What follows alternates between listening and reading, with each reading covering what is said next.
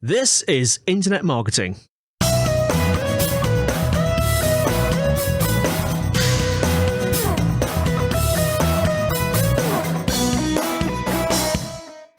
Hello, Kelvin Newman here from the Internet Marketing Podcast. Thanks for joining us today.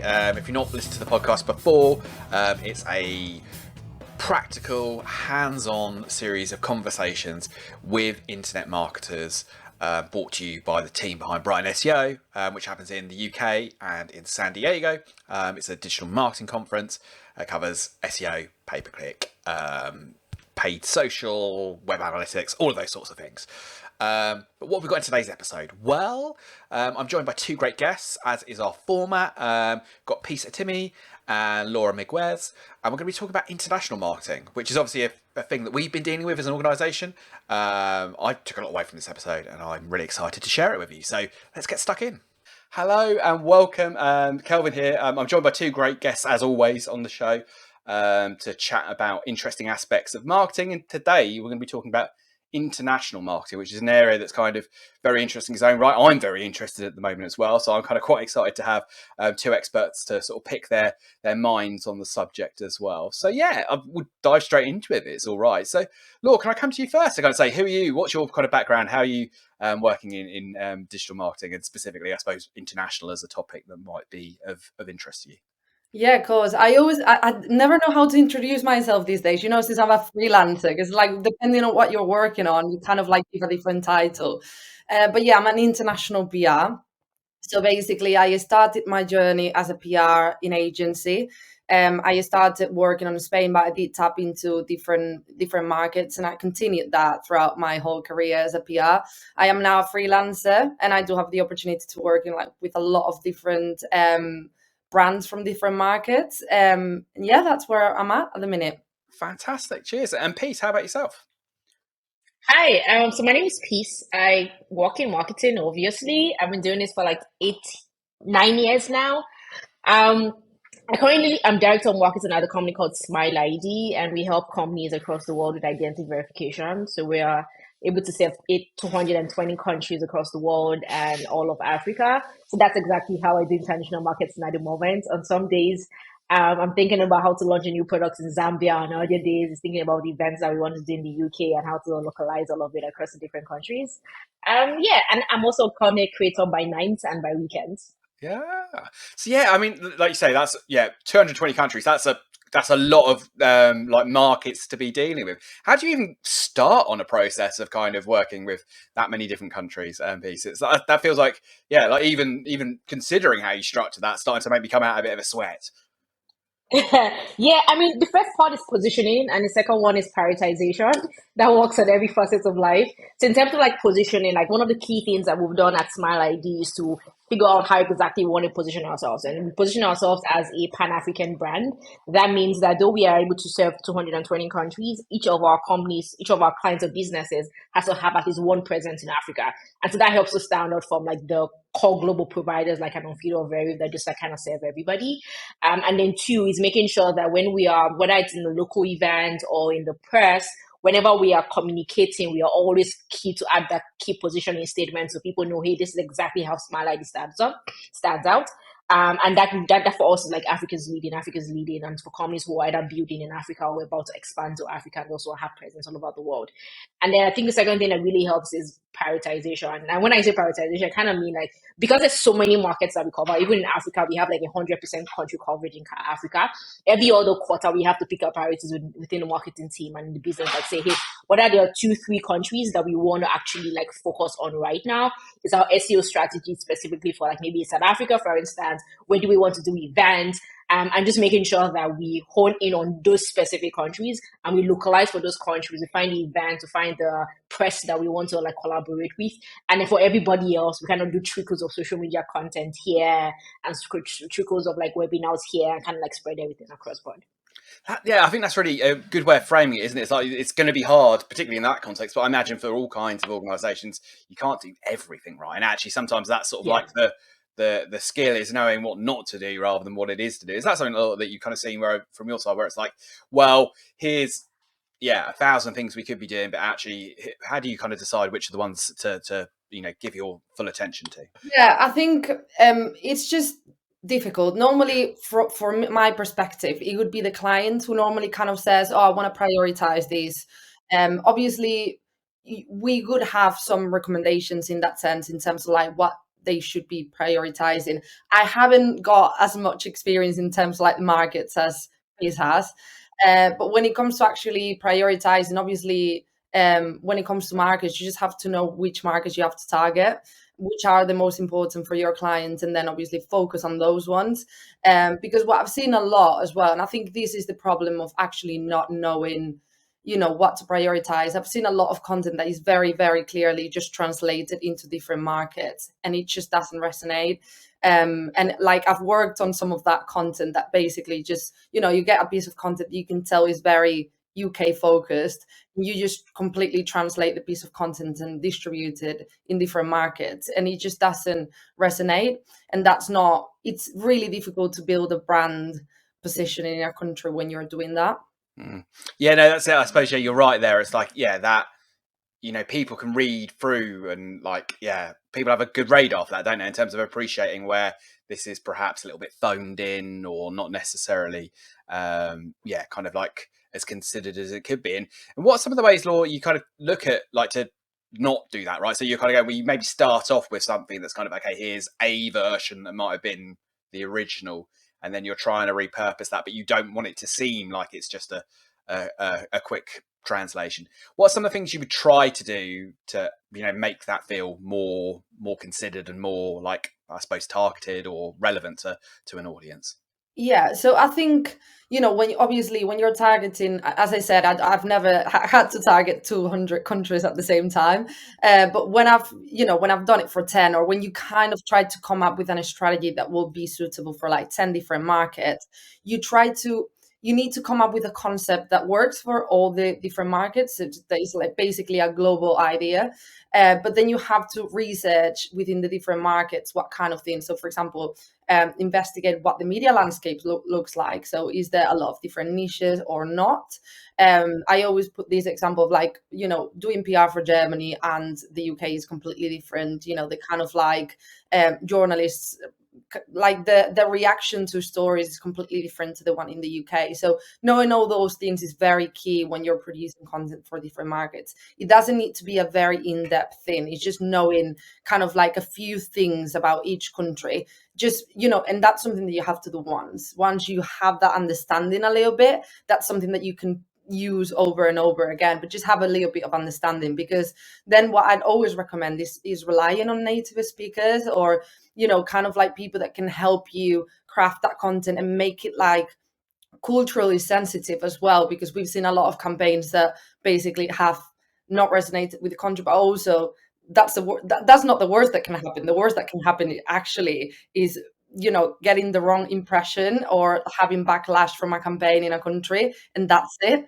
You can't come back from that. So I think just being very aware of the media landscape, what are the news at the minute, knowing that is very key when we are doing campaigns. But then again, relying on native speakers, because I feel like those are the ones that are going to infuse the message with that kind of like understanding of the culture and the audience.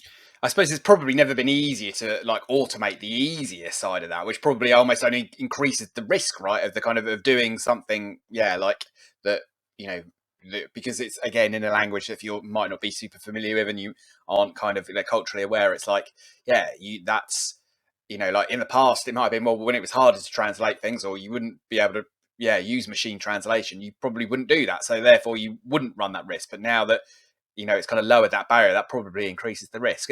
How do you kind of cope with that piece in terms of like ensuring that like it's not just like necessarily translated, but kind of appropriate to a market and the country specific kind of like landscape, as Laura was saying? How do you do that piece?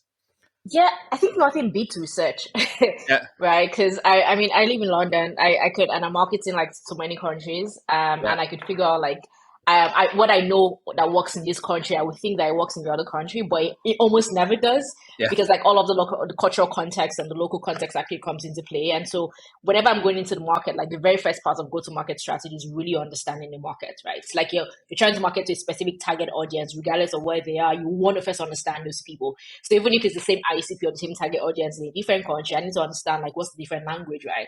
There's a time when I was marketing a consumer product, and I realized that the way that people actually greet in Nigeria versus Kenya is very different, and we have to really understand like what does this actually mean in this language, and would be the right way to actually like give them like a home screen message.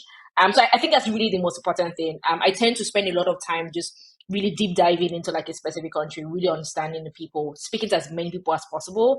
My team does a lot of like UX research as well, not specifically like from the design perspective, but from the understanding the buyer persona, understanding who these people are, understanding who are currently the competitors in markets. That's another key part of research that I do.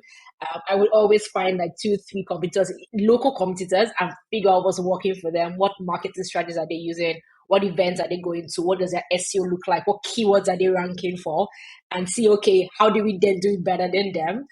And then add some spice based on like what we're actually really good for. So I think that's mostly the important part. Even when I'm speaking to press as well, I tend not to find just the Pan-African press or the global press.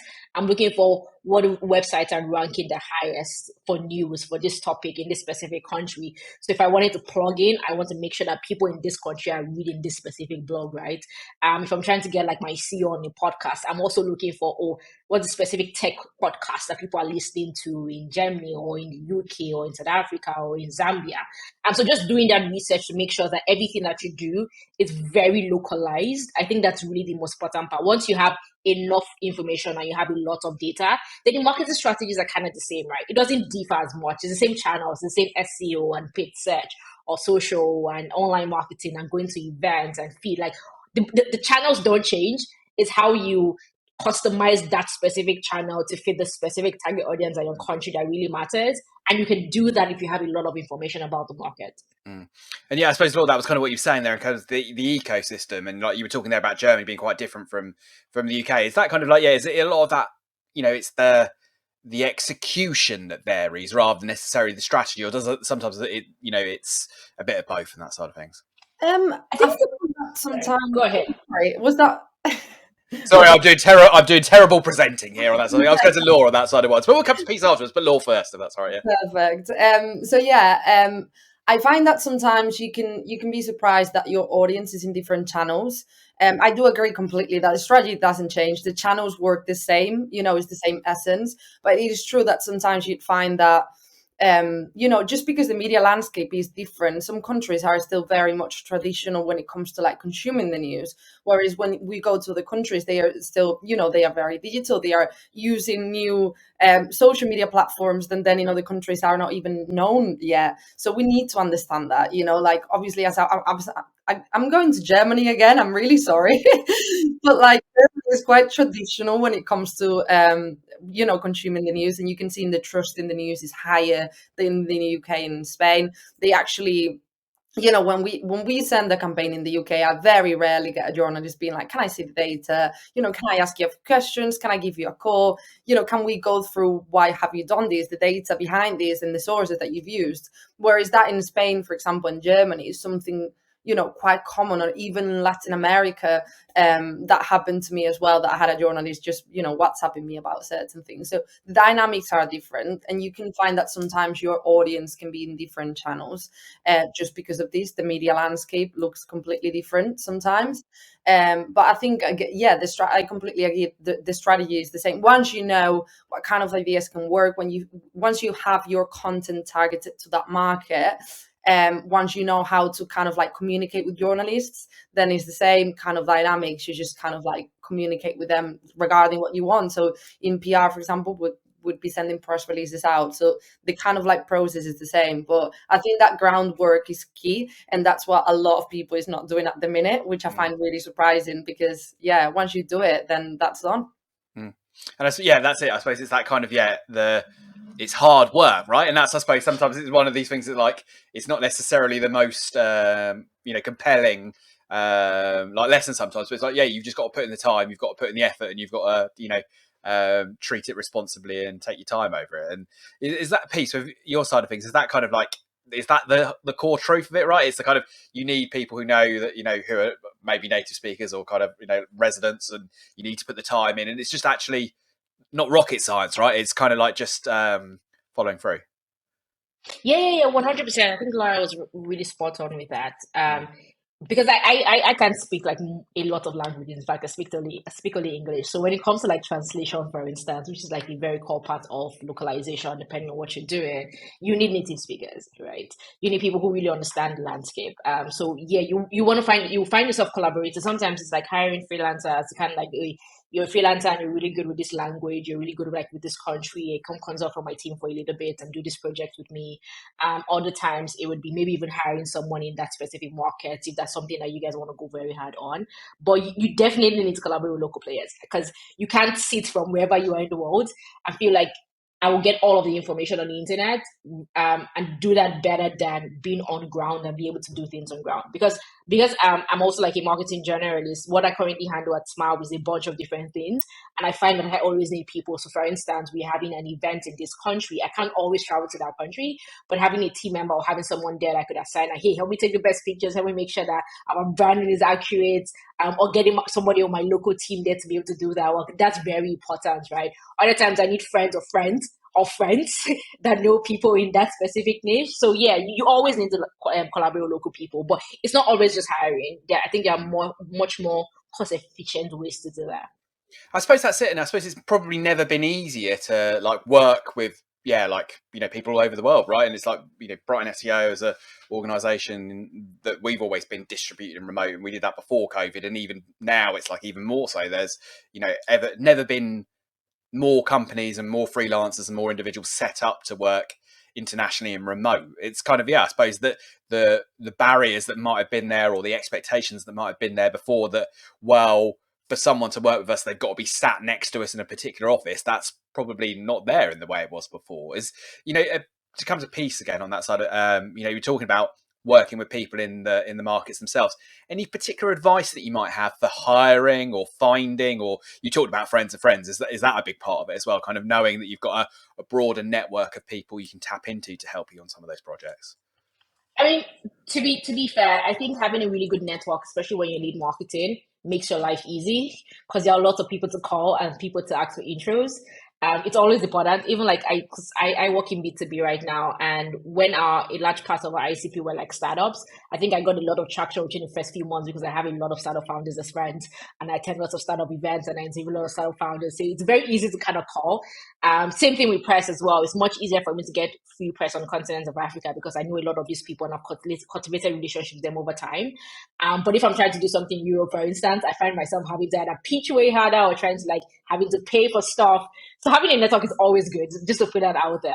But in terms of like hiring practices, right? I think it's the same thing across board. The way you hire someone in any country is the same way you hire, whether it's a new country they are trying to. It's really about like, what does the organization need? What does the specific role need? What is the specific cultural context that you're looking for that's making you want to hire in that specific location as well? And just really understanding that. I also find that it's very valuable if you can get somebody to refer and say, hey, I actually know this person, I trust this person.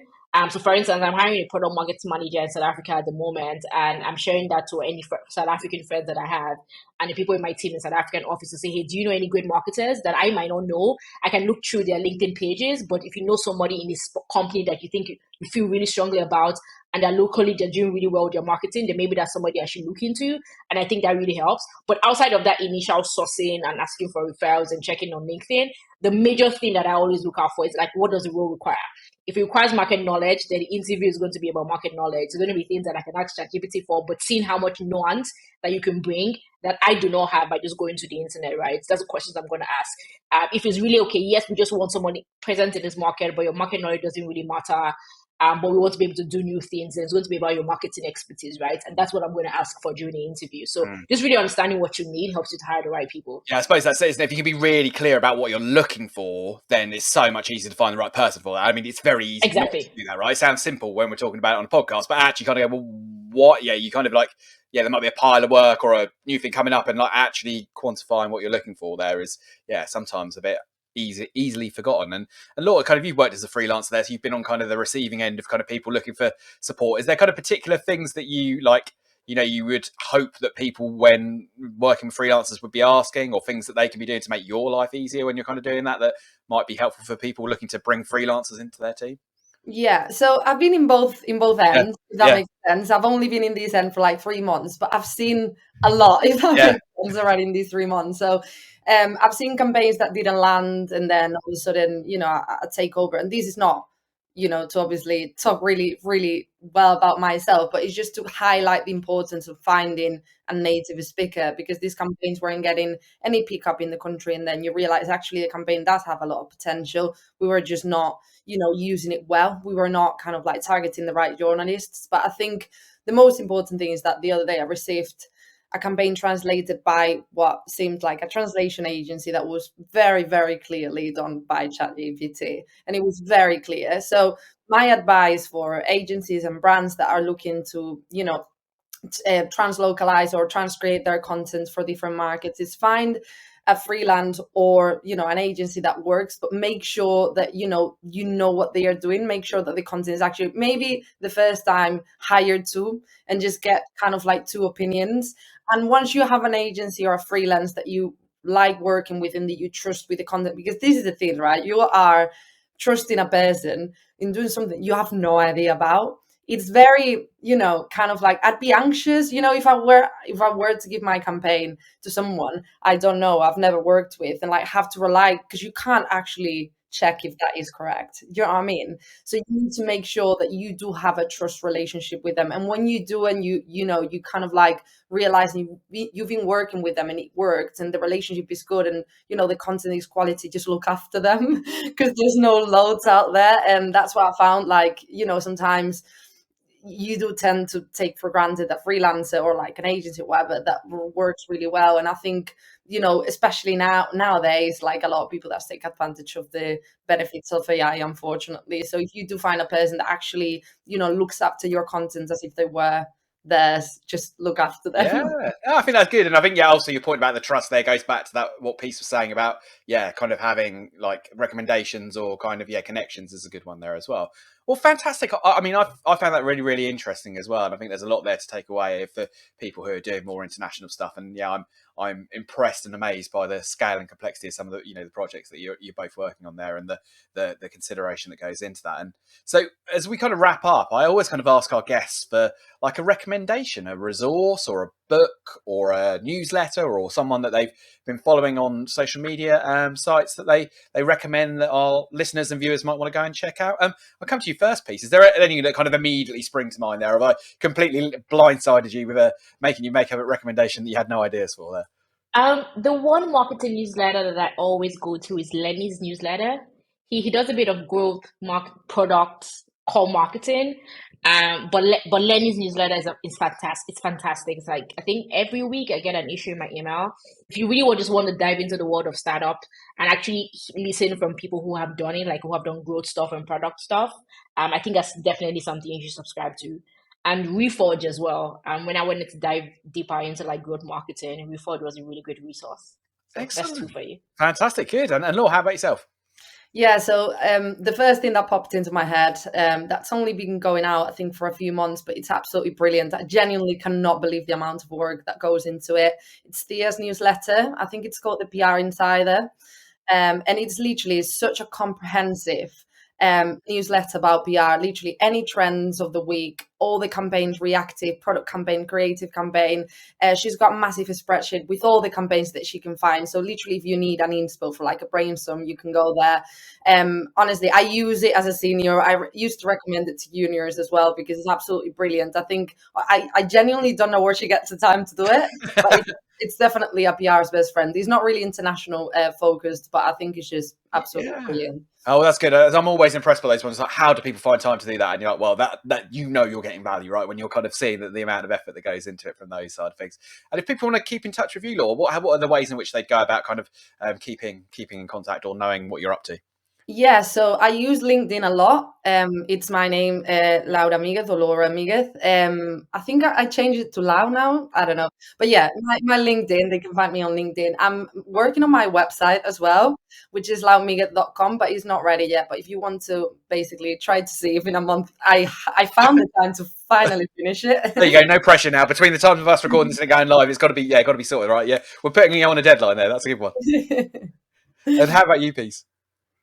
It's Pisitimi everywhere. Yeah. YouTube, LinkedIn, Instagram, Twitter, literally anywhere it would be Pisitimi. So. That's very well organised. That's what I like there on that side. Fantastic. Well, we'll drop all those into the show notes. So if you're watching in the video, it'll be there down here. And if you're listening, you will have no idea why I was pointing. So apologies on that side of things. But yeah, thanks so very much for joining us. And yeah, thanks to both our guests. It's been a really exciting one. I've really enjoyed it and hope you take a huge amount away from that and see you all soon. Thanks so much for joining us for today's episode of the Internet Marketing Podcast, produced by the team behind BrightonSEO, the world's largest specialist digital marketing conference covering SEO, PPC, paid social, web analytics and content marketing. If you want to find out more about us and the show, you can check out the website, internetmarketingpodcast.org. And if you've not already subscribed to the show, you should hit that subscribe button.